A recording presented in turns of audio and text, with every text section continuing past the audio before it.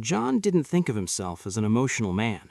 He thought of himself as logical, reasonable, controlled. But over time, he began to notice something uncomfortable. His reactions were running his life more than his decisions. Moments of frustration lingered longer than they should. Small disagreements escalated too quickly. Words were spoken that couldn't be taken back. And afterwards, there was always the same thought. Why did I react like that? This is where John's real work began. What John started to understand is something most men are never taught.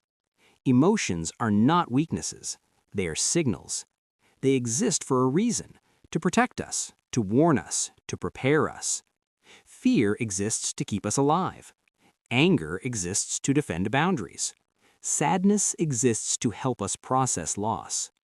The problem isn't emotion itself. The problem arises when emotion takes control without awareness. John realized that many of his strongest reactions weren't coming from the present moment at all. They were coming from instinct, old patterns designed to protect him even when protection was no longer needed. Emotional intelligence taught him something important.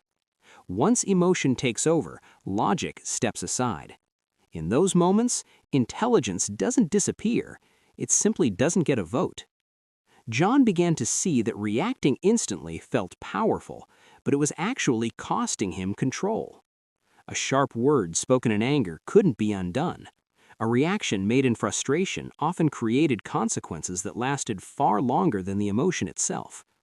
And that's when a difficult truth landed. You can't take back a reaction. You can only live with it. This was uncomfortable for John because it meant responsibility, not blame, responsibility. If emotions are signals, then the work isn't to suppress them. The work is to pause long enough to interpret them. John learned that emotional intelligence doesn't ask, "How do I stop feeling this?" It asks, "What is this emotion trying to protect? What story is my mind telling right now? And do I need to act on it or simply notice it?" That pause became everything.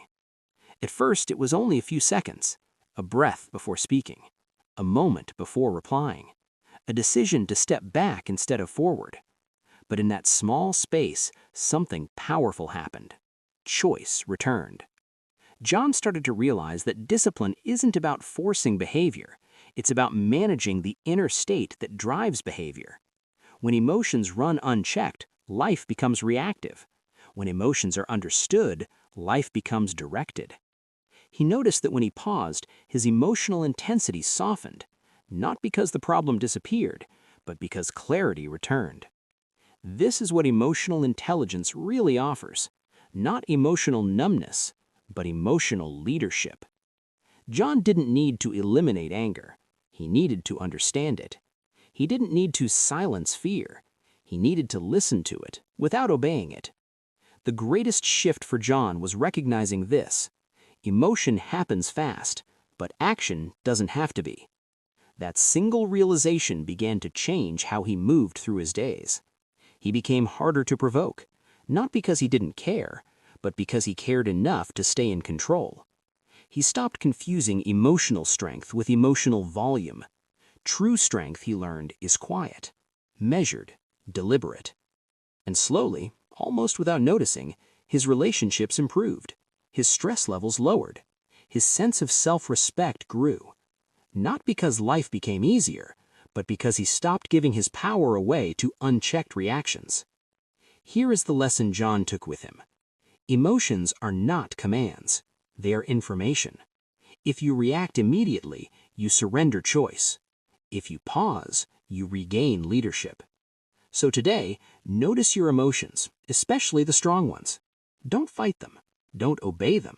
Just notice them. Ask yourself one question before you respond. Is this reaction protecting me or controlling me? That pause, that moment of awareness, is where strength begins. And if this reflection helped you see yourself more clearly, like the video and subscribe to the channel. It helps this message reach men who are ready to lead themselves better. This is how a man builds clarity. This is how he builds strength. And this is how his legacy quietly begins.